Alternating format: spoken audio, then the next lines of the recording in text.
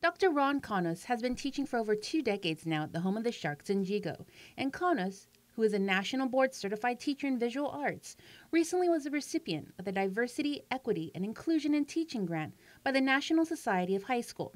This grant recognizes educators who actively promote effective diversity and inclusion initiatives in their school or greater community. I think it's important to always think of diversity and equity and inclusion on the forefront of education, because we all know that education itself is very diverse and people learn in very different ways.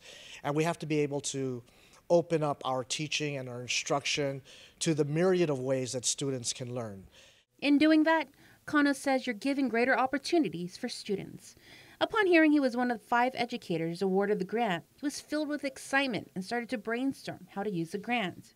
How are we celebrating diversity? How are we celebrating equity and inclusion of our student body? And so we're actually going to try to move a little bit outside of the in-class stuff and try to move into things like, how do we celebrate our role models, our student role models? How do we celebrate groups that are achieving at a higher level by being diverse and by being themselves and expressing themselves in those ways? One of the first things he did was support the Lady Sharks, who won the championship for volleyball.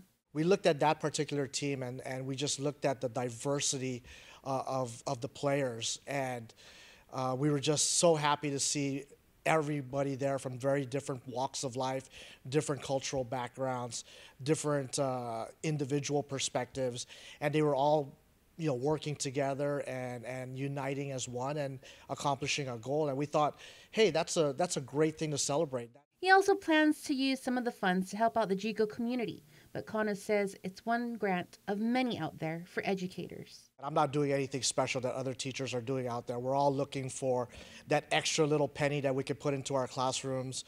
So when I go looking for grants, I'm always looking for, how am I going to be able to get some supplemental funds to just keep my kids engaged, keep my students engaged, get them involved in things, buy equipment, things like that, inventory of materials, resources. And if there's any message this 2008 Guam Teacher of the Year could get out to his fellow educators to help encourage them, it'd be this. This is a really challenging landscape we're working in right now in education. And I think a big kudos goes out to the teachers who are in the trenches, who are working hard to navigate these challenges. We have to lean on our talents as well as teachers, as educators. But more importantly, we should never forget that it's always about the students. Jonagan Charfris, KM News.